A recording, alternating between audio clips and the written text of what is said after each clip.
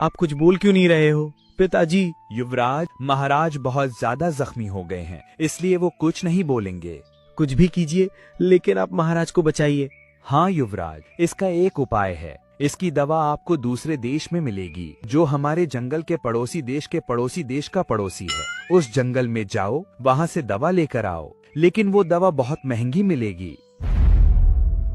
कोई बात नहीं है, दवा कितनी ही महंगी हो, शीघ्र लेकर आओ। हम अपने पिताजी को जल्दी से जल्दी ठीक देखना चाहते हैं। लेकिन युवराज, अब हमारे राजकोष में इतना धन भी नहीं है कि हम उस दवा को बार बार खरीद सकें, और महाराज की भी तबीयत खराब है, और तब तक महाराज बीमार रहेंगे, तब तक राजपाट को कौन संभालेगा?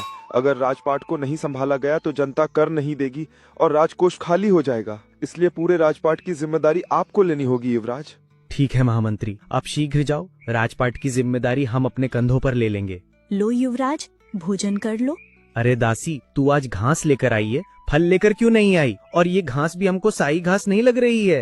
युवराज, आप जो फल और शाही घास खाते थे वो हमारे जंगलों में नहीं होती है, वो दूसरे जंगलों से आती है, और दूसरे जंगलों का बकाया पैसा होने के कारण उन्होंने हमको फल और शाही घास नहीं दी है।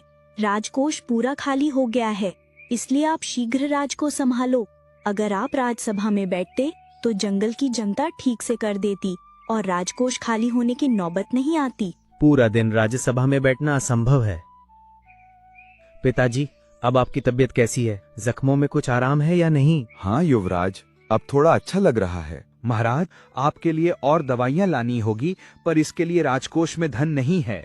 कोई बात नहीं है पिताजी, मैं कल से राज्यसभा में बैठूंगा और जिन्होंने भी कर नहीं चुकाया है उनसे बकाया कर लूंगा। राजकोष में भी थोड़ा धन आ जाएगा। अरे दासी, जल्दी से हमारे लिए कुछ खाने के लिए लेकर आओ, हमको राज्यसभा के लिए भी जाना है। महाराज, खाने के लिए कुछ भी नहीं है। जो दास और दासियां जंगल से फल लेकर आती थीं, वो काम छोड़कर चली गई हैं। लेकिन दासी वो काम को छोड़कर क्यों चली गई?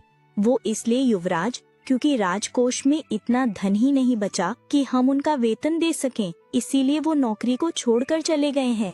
इसलिए आपको खाना स्वयं ही जंगल से लेकर आना होगा, अपने लिए भी और महाराज के लिए भी। फिर युवराज अपने लिए और महाराज के लिए जंगल से फल लेकर आता है।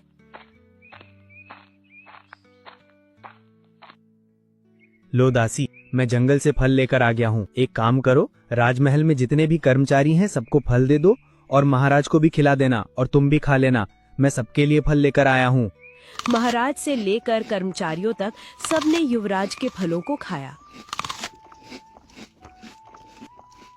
और फिर शाम हुई। दासी, कहाँ हो तुम? हमारे कक्ष में इतना अंधेरा क्यों है? युवराज, आज से सिर्फ महाराज के ही कक्ष में दिया जलेगा, क्योंकि हमारे राजकोष में तेल खरीदने के लिए भी पैसे नहीं बचे। कोई बात नहीं है दासी, तुम जाओ।